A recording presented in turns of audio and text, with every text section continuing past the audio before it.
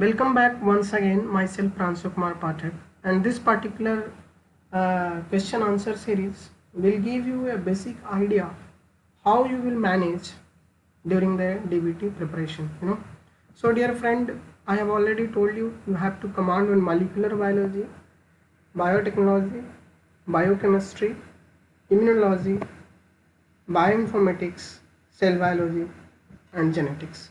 तो ये सारी चीज़ें जो हैं पार्टिकुलर जो भी यहाँ पे मैंने आपको सब्जेक्ट वाइज लिखा है, इन्हीं से रिलेटेड 2016 और 17 के क्वेश्चन आंसर हम लोग करेंगे और इस तरीके से करेंगे ताकि हमारा एक बिल्डअप बन जाए, ताकि हम वहाँ पे जाएं तो वी कैन नॉट सफ़र तो हम सफरिंग को हटाने के लिए हम कोशिश कर रहे हैं कि I am going to discuss some question answer which will help you in 2020 examination. Okay, so stay tuned and focus it. Okay, so before we begins, we want to start with enzyme kinetics. So enzyme kinetics is really very important, my dear students.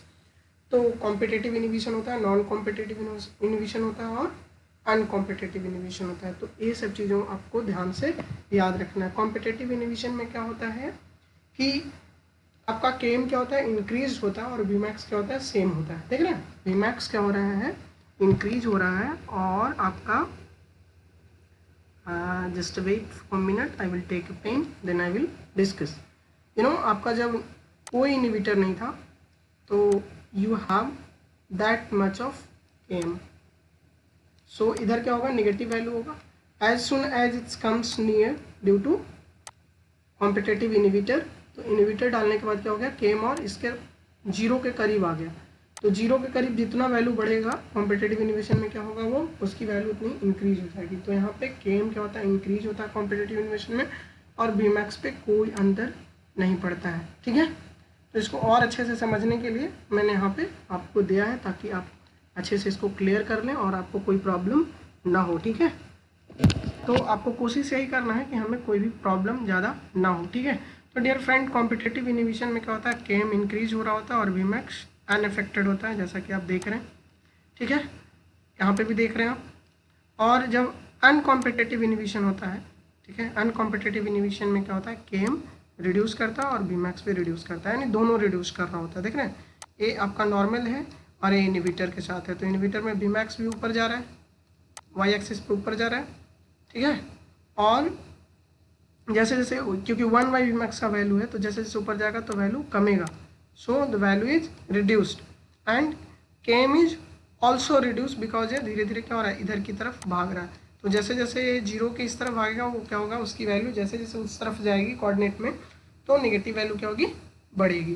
तो uncompetitive inhibition में आपको क्या रखना है, केम भी reduce करेगा और VMAX भी रिड्यूस करेगा। और नॉन कॉम्पिटेटिव इनिबिशन में आपको बहुत ध्यान से याद रखना है, मिक्स टाइप ऑफ इनिबिशन है। इसमें आपका केम क्या है, अनअफेक्टेड होता है, केम पे कोई अंतर नहीं पड़ रहा है, लेकिन बीमैक्स क्या हो रहा है, रिड्यूस हो रहा है। ये आपको दिमाग में रखना है, Km is unaffected, Vmax is reduced. Okay, चलिए तो अब हम क्वेश्चन को डिस्कस करना शुरू करते हैं। First question is the spectroscopic method for detection of functional group. If you want to know about the functional group you have to use FTIR spectroscopy, इसको कहते हैं, या फंक्शनल ग्रुप डिटर्मिनेशन के लिए जो स्पेक्ट्रोस्कोपी यूज होता है उसे हम कहते हैं FTRI। ठीक है, बाकी आप स्पेक्ट्रोस्कोपी देख लीजिएगा, चाहे रमन स्पेक्ट्रोस्कोपी हो गया, CD क्या होता है, सर्कुलर डायक्रोजम, ESR देख लीजिएगा, और UV विजुअल स्पेक्ट्रोस्कोपी भी देखिएगा। ठीक है, और सबसे ज़्यादा इंपॉर्टेंट है लैम्बर्ट बियर्ड्स लॉ। ठीक है, लैम्बर्ट बियर्ड्स लॉ भी आप अच्छे से देख लीजिए ताकि आपका स्पेक्ट्रोस्कोपी से रिलेटेड कोई क्वेश्चन ना छूटे। ठीक है, आगे बढ़े, चलिए, तो FTIR स्पेक्ट्रोस्कोपी इसका एग्जैक्ट आंसर होगा। चलिए फिर नेक्स्ट क्वेश्चन पे आते हैं। Protein A from what ever the organism contain 100 इतना अमीनो एसिड। सो आपके पास अमीनो एसिड सीक्वेंस कितना है, 135 amino acid. The number of nucleotide present in the genome coding. अब आपको इसको ध्यान से याद रखना है।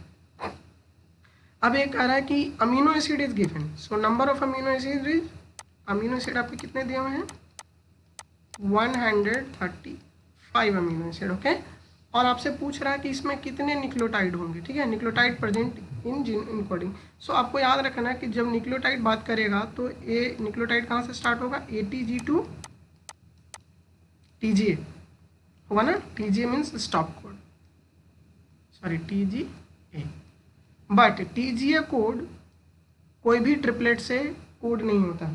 तो TJ3 न्यूक्लियोटाइड क्या है, ये आपको ऐड करना पड़ेगा। तो 135 इंटू 3 इज इक्वल टू आएगा 405 प्लस 3 करेंगे आप तो कितना हो जाएगा, आपका आ जाएगा 408। सो आप कंफ्यूज मत कीजिएगा, TGO को जरूर ऐड कीजिएगा। बहुत सारे बच्चे थे 405 भी बताए, हमें आंसर दिया जब मैंने क्वेश्चन पूछा तो एग्जैक्ट आंसर इसका कितना होगा 408। आगे बढ़े, चलिए। So dear friend, now I want to erase this whole for better understanding. अब यहाँ पे आपको एक क्वेश्चन दिया गया है, कह रहा है कि ए reaction velocity V0 of a substrate concentration profile was performed for a enzyme A using 1 microgram enzyme per SC। enzyme कितना है, पहली बार 1 microgram। Similar experiment was carried out under identical condition except the condition the enzyme is used 2 microgram।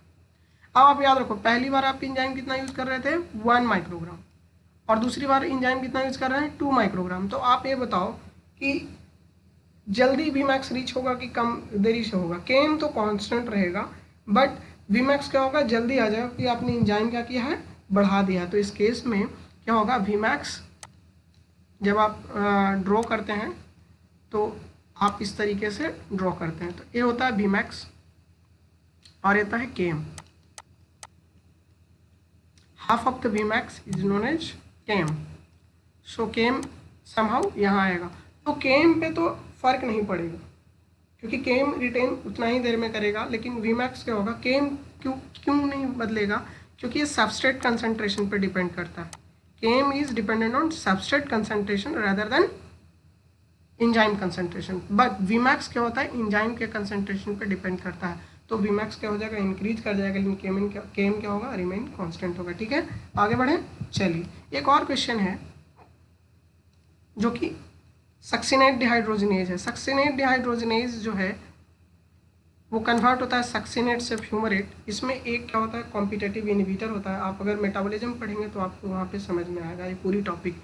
और यह एक example competitive inhibition का। तो competitive inhibition में क्या होता है, Km इंक्रीज होता है और Vmax का होता है, रिमेन सेम होता है। तो एग्जाम्पल किस चीज़ का था, कॉम्पिटेटिव इनहिबिशन का।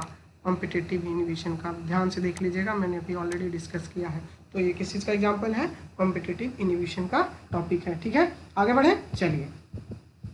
अब है यहाँ पे एक बहुत अच्छा क्वेश्चन दिया हुआ है मैकेलिस-मेंटन इक्वेशन पे। यहाँ पे क्या दिया हुआ है आपको कि वेलोसिटी ऑफ रिएक्शन जो दिया है आपको, सबस्ट्रेट कंसंट्रेशन Km/3 दिया हुआ है। What is the reaction substrate concentration equal to Km/3, यानी सबस्ट्रेट कंसंट्रेशन आपको गिवन है, that is Km/3। Okay, so your whenever you will use Michaelis-Menten equation is this: Vmax velocity is equal to Vmax into S by Km plus S. So we will try to solve it. So I have solved for you guys. So try to check it out once. आपने क्या करेंगे, यहाँ पे अपना जो भी value दिया वो आप पुट करोगे according to question. What you have, substrate concentration is equal to Km. So whenever you have to put the value of substrate concentration, you will change the substrate concentration by Km/3. So जैसे जैसे आप Km/3 value वहाँ पे put करोगे तो respective answer क्या आएगा आपको, Vmax/4. So answer is Vmax/4. Understand, चलिए आगे बढ़े। अगर आपको यहाँ पे कोई दिक्कत हो रहा है तो वीडियो को पॉज कीजिए और उसको अच्छे से समझने की कोशिश कीजिए। ठीक है, so we will come to the next. अब आपको यहाँ ध्यान से देखना है कि which group match to the second group you have two group 1 and group 2 and you have to try to match it out. okay, so आप ध्यान से देखो कि इसमें क्या है। सॉल्टिंग आउट क्या होता है, सॉल्टिंग आउट यूज होता है प्रोटीन प्रेसिपिटेशन के लिए। तो अब हम देखते हैं क्वेश्चन नंबर 1 जो है उसको हम मैच करने की कोशिश करते हैं। नंबर 1 को कहता है Q। तो सॉल्टिंग आउट मैंने अब बहुत अच्छे से आप लोगों को लेक्चर बताया है और सॉल्टिंग आउट पे वीडियोस भी अवेलेबल है हमारे यूट्यूब चैनल पर। तो if you have any doubt on salting out and salting in तो please go on my YouTube channel where you will find salting out and salting in. तो ये basically हम लोग यूज करते हैं प्रोटीन के प्रेसिपिटेशन के लिए। तो पहला भैया ये तो सही हो गया। दूसरा कहता है अल्ट्रा सेंट्रीफ्यूगेशन। अल्ट्रा सेंट्रीफ्यूगेशन क्या होता है, सेडवर्ग कांस्टेंट के द्वारा निर्धारित होता है। तो इस सेडिमेंटेशन कोएफिशिएंट को दर्शा होता है। तो 2 का हुआ R। अब डायलिसिस किस लिए करते हैं, तो डायलिसिस हम इसलिए करते हैं ताकि हम किसी भी इम्प्योरिटीज़ को प्रोटीन से क्या करें, बाहर करें।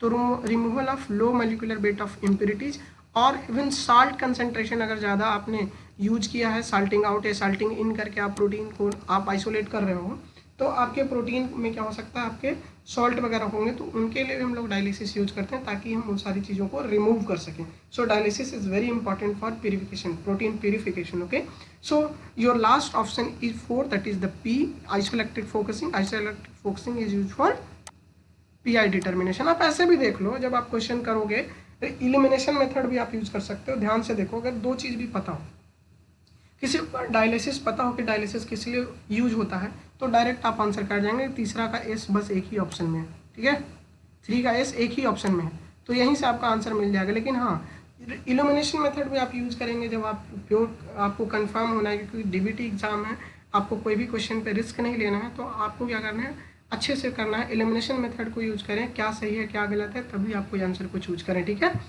चलिए आगे बढ़े। चलिए अब नेक्स्ट क्वेश्चन है आपका, एक 20 मर डीएनए है। 20 मर डीएनए का मतलब कि वो पॉलीमर है जिसमें 20 न्यूक्लियोटाइड्स हैं टोटल, है ना, और उस चीज़ का बना हुआ है A, G and C only, this 3 nucleotides are there. Okay, so how many way can it can be. ये तो परम्यूटेशन और कॉम्बिनेशन का क्वेश्चन है, तो just you have to put 3 to the power 20 and right option is C. Okay, now next question आते हैं, चारगैफ rule पे question है, इसको अच्छे से कीजिए दोस्तों। अब देखिए चारगैफ रूल पे इसको हम कैसे बनाते हैं। यह है, आपको दिया हुआ है कि DNA extracted from bacterial cell analysed base composition, it is found that 38% base are cytosine. 38% यानी 100, अगर 100 हम मान के चलें बेस पेयर, तो 38 बेस पेयर क्या है, साइटोसिन है। तो cytosine is equal to guanine. Guanine कितना हो जाएगा आपका, 38 हो जाएगा। तो 38 + 38 जोड़ लीजिए, कितना हो गया, 8 8 16 और 3 3 6 और 1 कितना हो जाएगा आपका, जा करके आपका हो जाएगा जा करके 7 76। तो 76 को आप क्या करोगे कि आप कर लो 100 - 76, 100 - 76, now you have 4 and 2. Okay, so this is the composition of AT, not, तो 24 आंसर नहीं होगा, आप इसको क्या करोगे, 2 से डिवाइड करोगे तो आपको आ जाएगा 12। So right answer of adenine in the sequence is 12। Okay, समझ में आई बात। चलिए अब थोड़ा सा आपको और कुछ दिखाते हैं कि कैसे हम चार्ज वगैरह डिटरमाइन करते हैं पॉलीन्यूक्लियोटाइड पे। तो आपको थोड़ा ध्यान देना है, यहाँ पे क्या कह रहा है, दिया ही हुआ है कि determination of charge on A polynucleotide means your DNA. DNA पर आपको अगर निकालने के लिए जाए, पॉलीन्यूक्लियोटाइड मीन्स डीएनए और आरएनए, है ना। तो आपको ध्यान से याद रखना है कि टर्मिनल फॉस्फेट पे कितना होगा, 2 चार्ज ऑलरेडी होगा, PO4 - 2, ठीक है। यहाँ पे हमने लिया है टोटल बेस पेयर 10 लिया है, ठीक है, टोटल बेस पेयर कितना हम लोगों ने लिया है, 10 लिया है। तो चार्ज कितना हो जाएगा, तो इसके बीच में 9 तो होंगे, +1 10, तो -9 + 2, टोटल डीएनए पे कितना हो जाएगा, -11 सिंगल स्टैंडर्ड न्यूक्लियोटाइड पर चार्ज होगा। और अगर ये डबल स्टैंडर्ड डीएनए को ले तो कितना हो जाएगा, 2 से मल्टीप्लाई कर लो, है ना। 2 बेस पेयर के बीच में कितना होगा, 1 नेगेटिव चार्ज होगा। तो इस तरीके से आप कैलकुलेट कर लेंगे, ठीक है। अब है, अगर आपको अब कुछ भी दे दिया जाए तो आई थिंक आप चार्ज तो कैलकुलेट कर ही लोगे। सेकेंड है calculation of molecular weight of nucleotide. आपको क्या करना है कि अब मोलिकुलर वेट आपको न्यूक्लियोटाइड पर क्या करना है, आपको ध्यान से निकालना है। तो 1 डाल्टन क्या होता है, equal to mass of 1 hydrogen atom. ये दिमाग में याद रखना है कि 1 डाल्टन का मतलब क्या होता है, आपको you have to understand what is the value of 1 dalton. 1 dalton equal to mass of 1 hydrogen atom. Okay, so now you mass of 1 single base pair is 325 dalton. एक जो बेस पेयर होता है, बेस होता है, उसका कितना होता है, 325 डाल्टन का एक आपका बेस होता है। तो बेस पेयर कितने का हो जाएगा, 650 डाल्टन का एक बेस पेयर होगा। ये चीज़ें जो है आपको याद रखना पड़ेगा। यहाँ पे आपको कितना बेस पेयर दिया था, 10 base pair. So you have to multiply by 10। सो ये कितना डाल्टन का हो जाएगा, 3250 डाल्टन। और जब इसको किलो डाल्टन में चेंज करेंगे तो आपका कितना हो जाएगा, सॉरी 3.25 डाल्टन, है ना। एक ही शून्य बढ़ेगा ना, 10 से मल्टीप्लाई करोगे तो। और अगर डबल स्टैंडर्ड डीएनए होगा तो क्या होगा, उसके लिए 6.5 डाल्टन। तो मॉलिक्यूलर वेट में निकालने आ गया आपको। चलिए अब यहाँ पे एक एग्जांपल लेते हैं।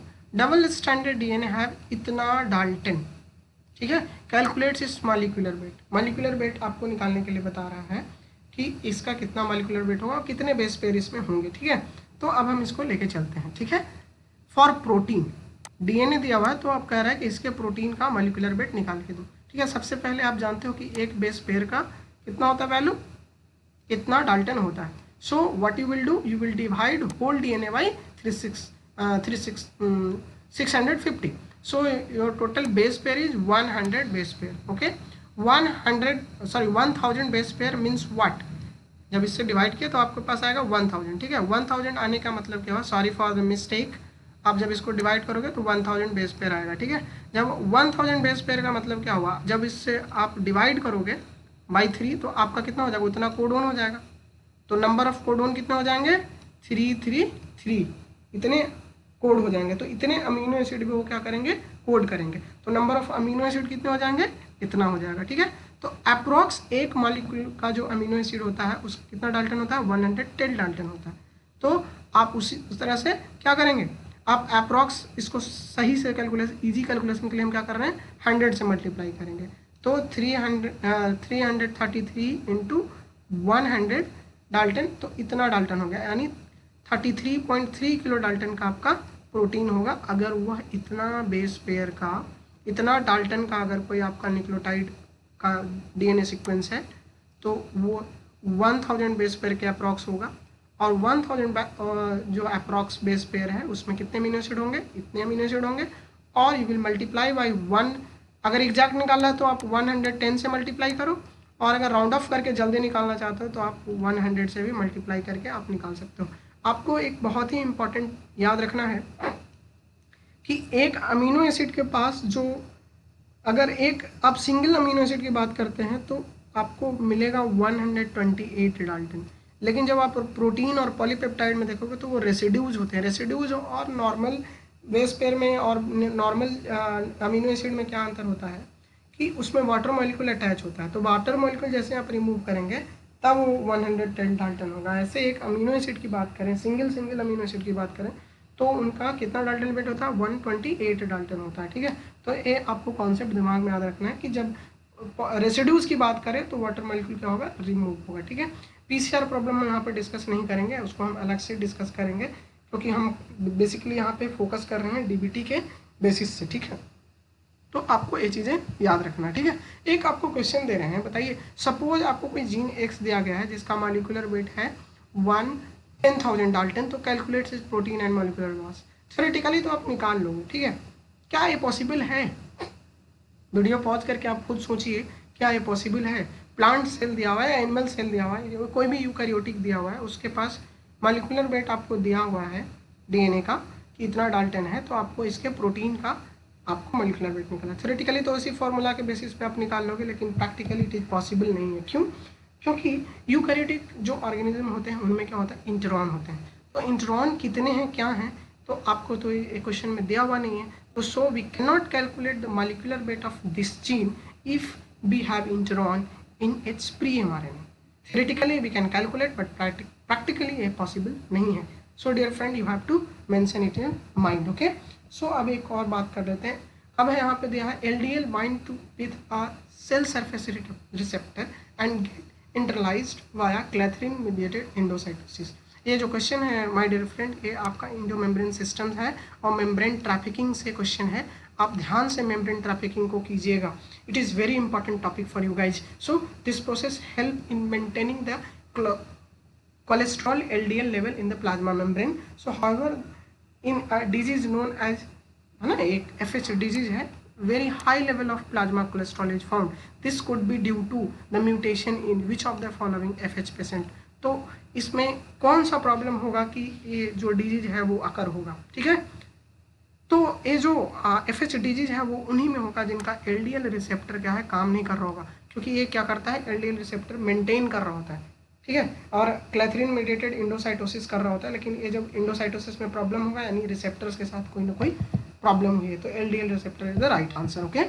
So now the second question is A linear DNA fragment which has 3 restriction site BAM-H1 is labeled only at 5 prime end. This DNA is partially digested with BAM-H1 and such that all kind of fragment is generated. ठीक है, all kind of fragment is generated, ये दिमाग में आपको याद रखना है. ठीक है, under this condition how many labeled and unlabeled fragment will be produced. ठीक है, अब आप ध्यान से देखो यहाँ पे क्या दिया हुआ है. पहली बात तो लीनियर डीएनए फ्रैगमेंट है ना, तो आप क्या करोगे, लीनियर डीएनए फ्रैगमेंट बना लो. ठीक है, अब इसमें क्या रहा है, 3 रिस्ट्रिक्शन साइट ऑफ BAM-H1. ठीक है भैया, हम भी कर लेते हैं, एक का एक, दो दो और तीन तीन. So we have 3 BAM-H1 site. Sometime I will use very slang language of Hindi, because मैं अपना जो टोन है ना, बिहारी टोन कभी कभी आ जाता है, तो कभी कभी मैं यूज कर लेता हूँ, तो आपको उसके लिए I am really very sorry. मतलब you have 3, so 1, 2 and 3 restriction site of BAM-H1. इतना हो गया. लेवल एट 5 प्राइम एंड, अगर ये आप 3 प्राइम एंड मान लो और ये 5 प्राइम एंड मान लो, तो 5 प्राइम एंड वाला क्या है, लेवल्ड है आपका, रेडियो से, रेडियो लेवल्ड हो या किसी चीज़ से भी लेवल्ड है. ठीक है, इतना दिमाग में रखना, वो लेवल्ड है. ठीक है, अब कह रहा है the DNA is partially digested in such a way all kind of under this condition how many labelled and unlabelled fragment is produce. तो आपको दिमाग में याद रखना है कि जो 5 प्राइम एंड होगा वही लेवल्ड है, दिमाग में याद रखना है. तो अगर आप डाइजेस्ट कर रहे हो तो ये पार्शियल डाइजेशन है. पहली बात तो आपको दिमाग में याद रखना है कि ये पार्शियल डाइजेशन है. ठीक है, तो पार्शियल डाइजेशन का मतलब क्या हुआ कि कभी ये पूरा का पूरा फ्रैगमेंट डाइजेस्ट भी नहीं हो सकता, किसी मॉलिक्यूल में, किसी में 2 डाइजेस्ट हुआ, तीसरा बच गया, किसी में 1 डाइजेस्ट हो गया, बच गया. इस तरीके से जब करोगे तो 5 प्राइम लेवल तो आपका 4 ही होगा, क्योंकि फ्रैगमेंट आपके 3 हैं, 3 रिस्ट्रिक्शन एंजाइम है, तो काटेंगे तो आपके नंबर ऑफ फ्रैगमेंट कितने मिलेंगे, 4. तो 5 प्राइम एंड पे लेवल की संख्या कितनी हो गई, 4 लेवल्ड डीएनए आपको मिलेंगे. ठीक है, और अनलेवल्ड डीएनए कितने मिलेंगे आपको, एक यहाँ से डाइजेस्ट होगा और एक यहाँ से डाइजेस्ट होगा, यानी 2 से, तो 2 फ्रैगमेंट और आपको मिलेंगे 3 प्राइम के. तो कितने हो गए, 2 + 4 कितने हो गए, 6. तो एग्जैक्ट आंसर इज 6 अनलेवल्ड. तो आंसर हो गया 4 लेवल्ड एंड 6 अनलेवल्ड डीएनए. ठीक है, अगर आपको ये समझ में नहीं आया तो हमारे कमेंट बॉक्स में लिखिए. और बेसिकली आपको ध्यान के रखना है इन सभी क्वेश्चनों में कि आपको पेन और कॉपी लेकर के बैठिएगा, तभी आप आराम से इसको समझ पाइएगा. सेकंड क्वेश्चन है, बहुत इंपॉर्टेंट क्वेश्चन है, इसको समझने का कोशिश करते हैं. यहाँ पे क्या कह रहा है कि you have 5 kb of linear DNA fragment, so we have to first what we will do, 5 kb fragment we will write, this is 5 kb fragment. Okay, now the second thing is it is generated 2 fragment and 3 fragment by Hinthard. तो 2 बातें उठ रही हैं. एक क्या उठ रहा है कि इको R1 से डाइजेस्ट किया जा रहा है, इको R1 से डाइजेस्ट हो रहा है, और एक हिंथर्ड से हो रहा है. ठीक है, ठीक है, आप इसको दिमाग में बैठा लो. ठीक है, तो आप ध्यान से सोचो कि हो क्या रहा है कि जब इको R1 से कर रहे हैं तो 2 फ्रैगमेंट मिल रहा है, एक 2 kb का मिल रहा है और एक 3 kb का मिल रहा है. तो हम 2 kb लिख लेते हैं और 3 kb लिख लेते हैं. और लीनियर डीएनए तो इको R1 की साइड कितनी हुई, 1 हुई. अब एक कह रहा है, दूसरी बात, हिंथर्ड क्या कर रहा है, 3 फ्रैगमेंट दे रहा है. एक दे रहा है 0.7 kb का, एक दे रहा है 0.8 kb का, एक दे रहा है 3.5 kb का. तो अब सोचो कि इसमें कितने हिंथर्ड होंगे. लीनियर है तो एक जगह ये और एक जगह ये, सो हिंथर्ड के कितने हुए, 2, और इको R1 कितने हुए, 1. तो right answer is 1 Eco R1 site and 2 Hin third site. समझ में आया? तो आपको क्या करना है, पेन और कॉपी ले करके इन क्वेश्चनों को ट्राई करना है.